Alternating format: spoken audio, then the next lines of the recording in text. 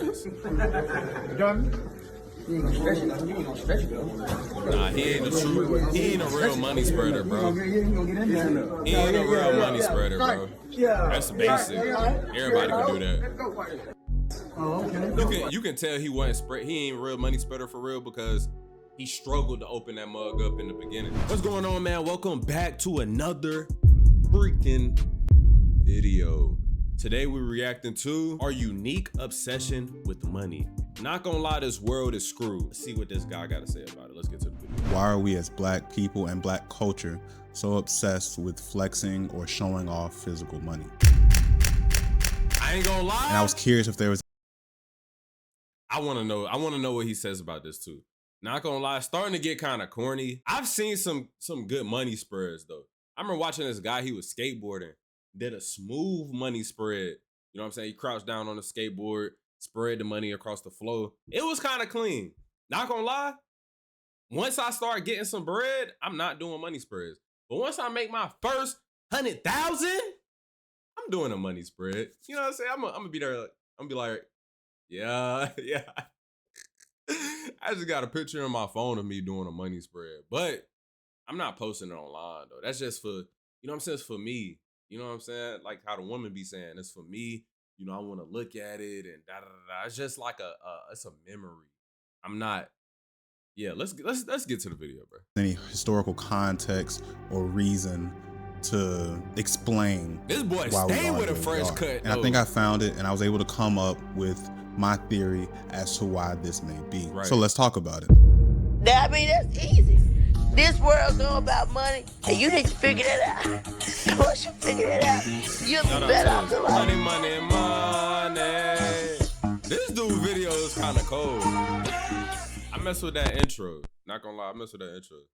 Money runs the world. It allows you to eat, have a place to sleep, receive help from doctors, go to college, buy time, reduce suffering, create choices, and decide how much freedom you're allowed to have in your life. Literally everything is the thing that decides how comfortable your life will be. And that's for all people. But in black culture, we have created a way to flaunt wealth that is unique to us. We have created a culture around the concept of showing off your wealth or perceived wealth in a very visual way. And this doesn't just go for money. It goes for anything that will make another person look at you and think that you have a lot of wealth.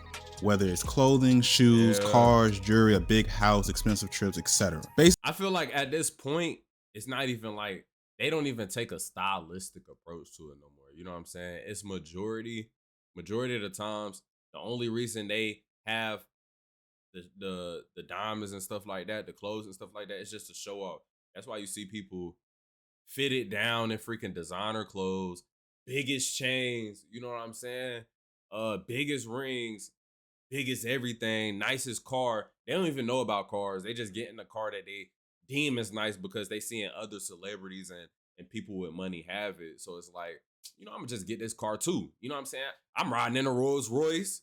You know what I'm saying? I'm riding in the Lamb truck. The same. I'm riding in the AMG. It's the same freaking things every time. At least switch it up. Get some style. Get some class.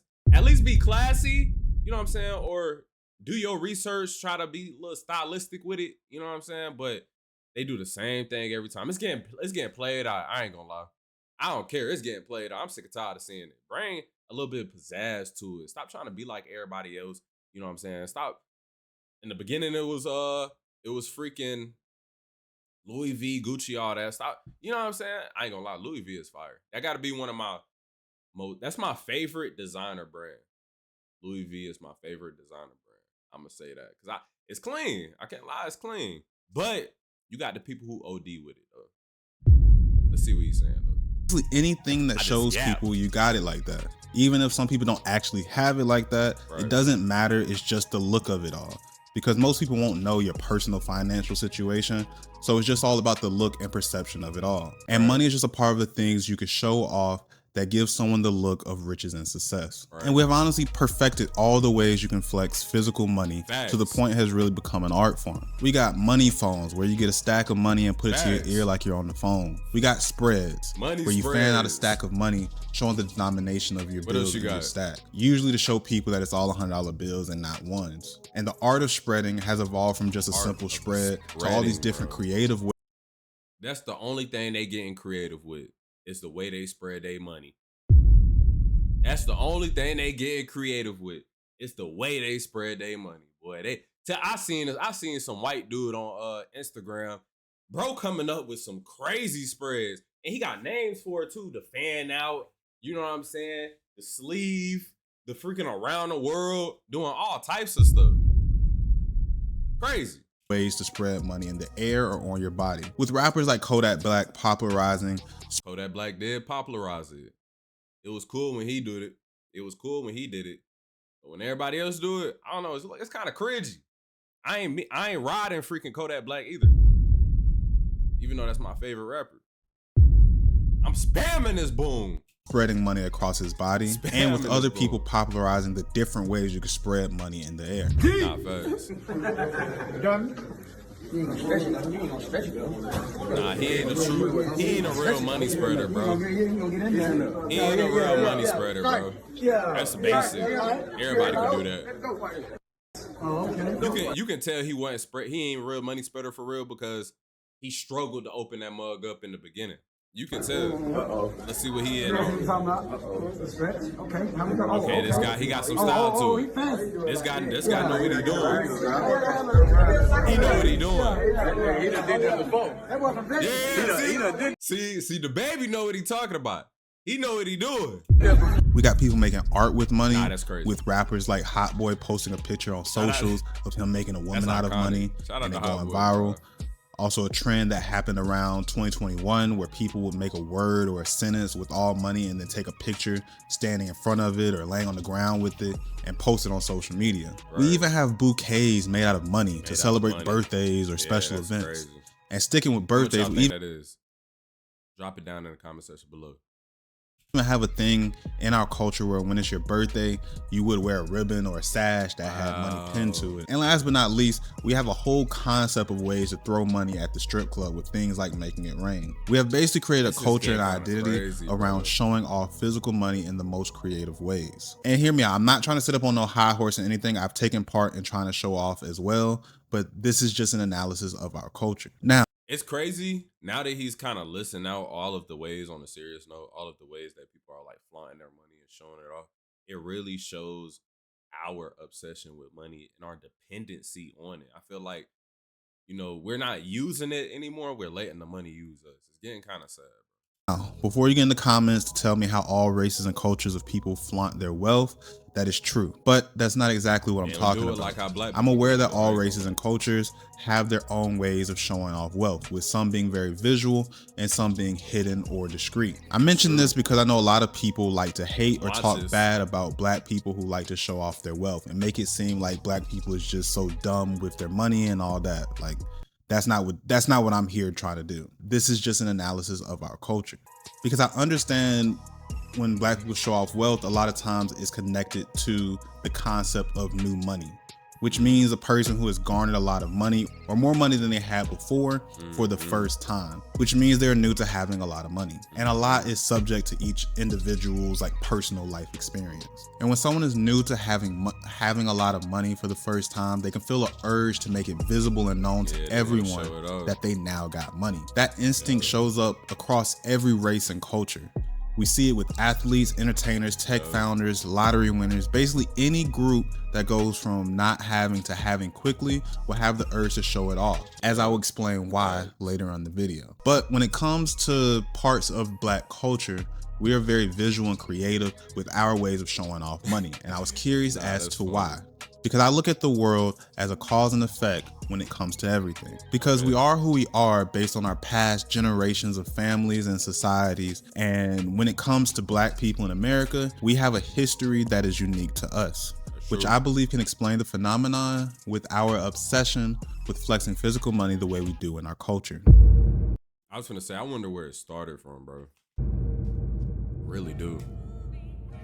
So, when it comes to the history of black people in America, specifically descendants of slavery, a lot of things that are part of black culture trace back to slavery and post-slavery generations. And it is just because the way culture is formed and created. Culture is basically created when groups of people live under shared conditions and repeat behaviors for generation after generation. Those repeated behaviors become tradition, and tradition becoming normalized is what we later would label as culture. An example to make this clearer, let's take a look at an analogy. Imagine there's a large open field with no paths, but you need to get to the other side of the field. At first, people will walk in different directions, but over time, most people will take the same route because it's the safest, fastest, or most practical way to get to where you need to go. After enough people walk that same route day after day, year after year, a dirt path will eventually begin to form. Eventually, that grass will disappear on the trail and the path will become more obvious. And at this point, no one will question why the path is there anymore. People don't even think about it. They just follow it. That's exactly how culture is created.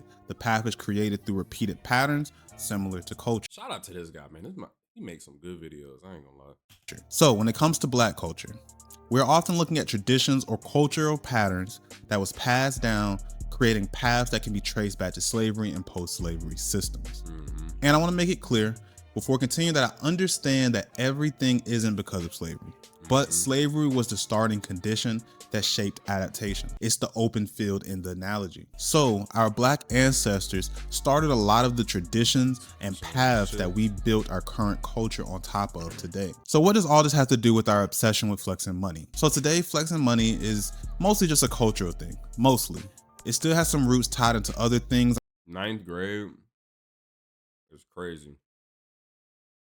I'm glad I ain't go to school in this generation. I'm going to get into, but I want to understand why it even became a cultural thing to begin with. Basically, why was that path even formed in the open field? But to understand this, we have to go back to our history.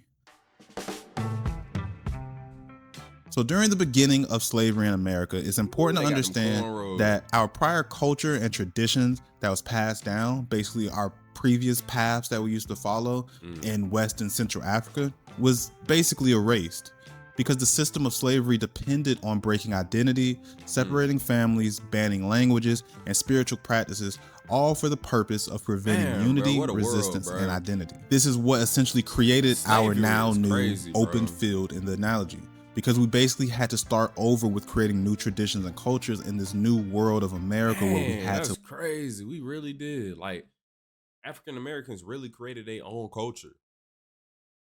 Literally, bro.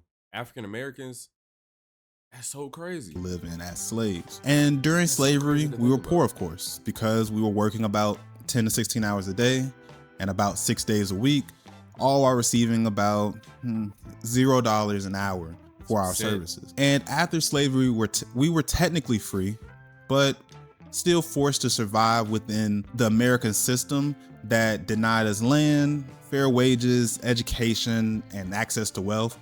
Almost essentially keeping poverty as the default starting point for generations. And this created a thing called poor insecurity within the black community. Poor insecurity is basically the anxiety that comes from living so close to financial collapse that your sense of safety, control, and self-worth feels constantly threatened. When survival is uncertain. That's so like, oh my gosh, bro. A lot of people are like that, bro. A lot of people are like that, bro. A lot of black people are like that, sadly. If you was raised in an environment where, you know, you wasn't exposed to a lot of money, you always have that mindset of like, you know, first and foremost, you're chasing after the money. Now you start chasing after the money. You know what I'm saying? And now you start living in a way where you're scared the money's gonna leave you. You know what I'm saying? You're scared the money gonna leave you. You're trying to hold on to it. You know what I'm saying?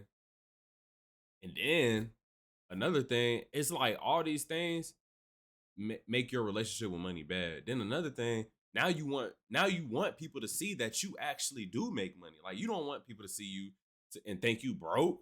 You know what I'm saying? Like, so all of that combined, I know I'm kind of yapping right now, but all of that combined, it creates a bad relationship with money. And that's why a majority of black people got bad relationships with money. I'm gonna keep it a buck. We're never taught financial literacy. You know what I'm saying? Because Our parents don't know it. So, we don't have nobody to teach us. 9 times out of 10, especially in like our generation, we learned through the internet, looking it up on YouTube, you know what I'm saying? Or having that one family that was there to teach us or at least pour into us just a tad bit. But then they not gonna pour into you all the way because they got their own kids to pour into.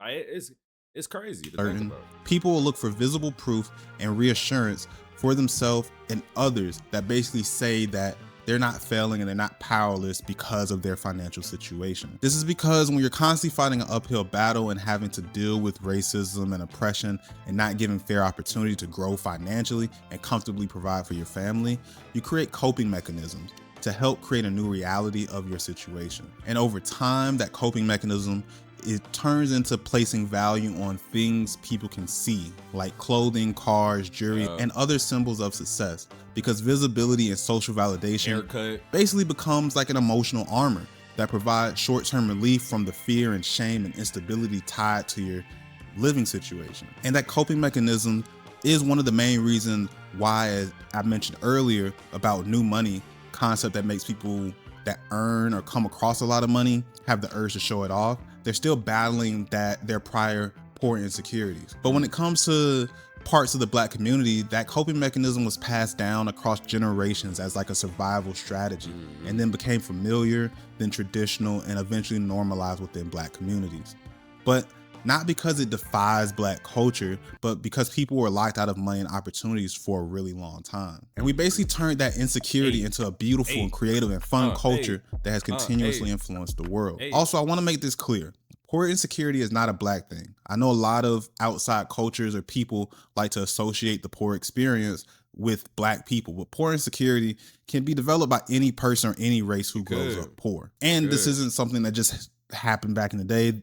People still currently have poor insecurities and still are battling with those every day. If you grew up in a poor situation or you felt like you were poor and embarrassed by the situation, a lot of people are still battling that today. But how does all this connect to money phones and spreads? Well, physical money is just another symbol of success, like jewelry and cars. Stacks or spreads of money is basically like trophies, showing you beat the game in a sense. And as mentioned, it's emotional armor that provides the relief from the fear, shame, and instability tied to one's current situation, whether they're still living in a unstable situation, or even just they have money now, but it can still be tied to their insecurities of their poor upbringing. But this only explains why one person does it.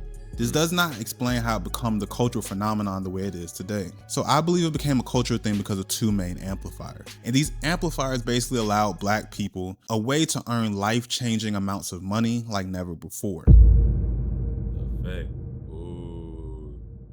Let's hear it. So, what are those two amplifiers? First, we have the rise of the drug entrepreneurs in the late 1960s, or as most people like to call them, drug dealers. Drug dealers are important because they were one of the major inspirations in the Black culture, because a lot of them had the rags to riches stories. Meaning, you look at a drug dealer, you watch them early 90s movies, man, they start moving like, you looking at them, they moving like freaking the mafia. You know what I'm saying? Like, look at Denzel. They came from poor families or situations, and through their business of selling drugs, they were able to accumulate large sums of money. And with their business being illegal, this meant that most didn't put their money in banks. And not to mention that a lot of Black people also didn't trust banks because of what happened with the Freedmen Bank in 1874, causing a lot of Black people basically to lose their money and trust in banks. So this basically meant that a lot of successful drug dealers had a lot of cash on hand. And this became one of the moments where having stacks of money in your possession became a symbol of success and that you made out of your prior situation. And these successful drug dealers went on to inspire Black culture for many years and generations in the ways on how they showed off that they had money. But a lot of their lifestyle aesthetics was only known within the culture through word of mouth or through seeing the things they purchased. And a lot of their lifestyle wasn't documented at the time. Like, they weren't on no Forbes list or anything like that because their work was illegal, but their lifestyle was still influential to the Black community. And now we get to the second amplifier, and I'm sure y'all probably can guess it, which is the creation and evolution of hip hop. Big, a huge freaking representation of, or a huge, not representation, a huge, like, you know what I'm saying? What do they call it? Where we look to shape our culture. You know what I'm saying? Paper, you understand me? We on Floyd showed him a big bag of money when he's out there in Vegas gambling. You see that? And you can look at that. You can get close up if you want to look at that. You can look at that and you try to figure out how much that is. You start realizing, like... Figure out how much that is.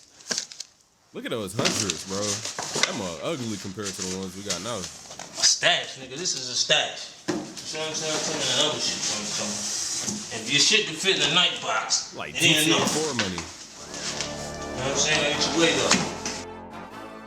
So, hip-hop has a lot of influence from the drug dealer culture and their lifestyle aesthetics when it comes to how you show people you are getting money now. So, when rappers started getting a lot of money from the rap music, you'll start to see the evolution of the ways rappers showed off that they had money.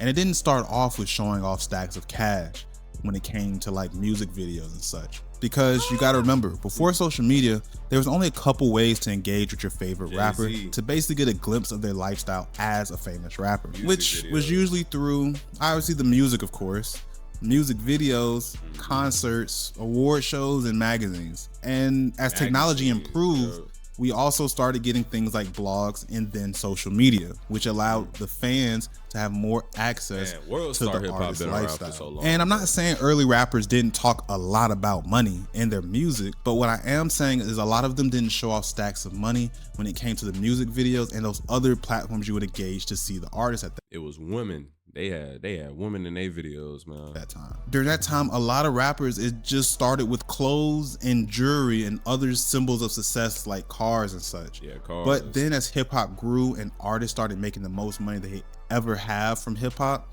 and as technology grew, giving fans more ways to see the artist, we also started to see the most money start to get flexed and showed off. Woo.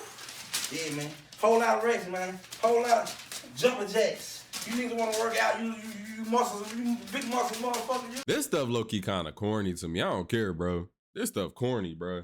You know what I'm saying? To me. What you gonna do when it's time to pay your bills? Especially like recording it and then posting it on the internet. When this shit get real. You know? Bro gotta sit there, finish doing that, grab the camera, grab the phone, rewatch it. Yeah, this is a good one. Ooh, yeah, I like that. They gonna feel this one. Uh-huh. What? I don't know, man. I just can't get jiggy with it, bro. Whoa, so Rex, big Rex. I can't get jiggy with it. 223, man. Go get the album. Album dropping 223.